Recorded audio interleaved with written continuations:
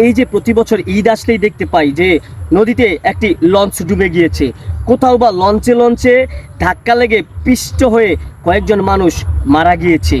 আমরা নৌপথে যেমন দেখতে পাই লঞ্চ ডুবে যাচ্ছে, আমরা সড়ক পথে দেখতে পাই যে bus accident, truck accident, bike accident, এমন আরও নানান সব অ্যাক্সিডেন্টে অনেক প্রিয়জনরাই কিন্তু দুনিয়া থেকে বিদায় হয়ে যাচ্ছে।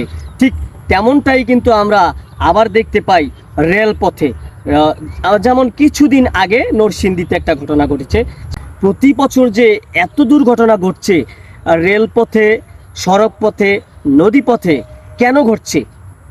কী এর কারণ? কিসের জন্য ঘটছে? বাংলাদেশ সরকার যদি এই দিকে একটু নজর দেন তাহলে আমি মনে করি ব্যক্তিগতভাবে অবশ্যই এই দুর্ঘটনাগুলো কমে আসবে।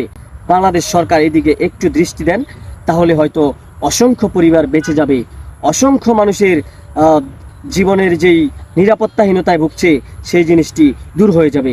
এই যে ঘটনাগুলো ঘটে, তখন এই ঘটনাগুলো কেন ঘটেছিল, কিভাবে ঘটেছিল, কারা দায়ী এর পিছনে, এই জিনিসগুলো যদি তদন্ত করে সঠিক সমাধান করা যেত তাহলে হয়তো বা নদীপথে এরকম সমস্যাগুলো আর হতো না। আশা করি আপনারা যেখানেই আছেন ভালো থাকবেন, সুস্থ থাকবেন, চোখ কান খোলা রাখবেন। দেশ গড়তে অবশ্যই আমাদের সরকারের সাথে সহযোগিতা করবেন এবং নিজ নিজ দায়িত্ব থেকে সচেতন থাকবেন।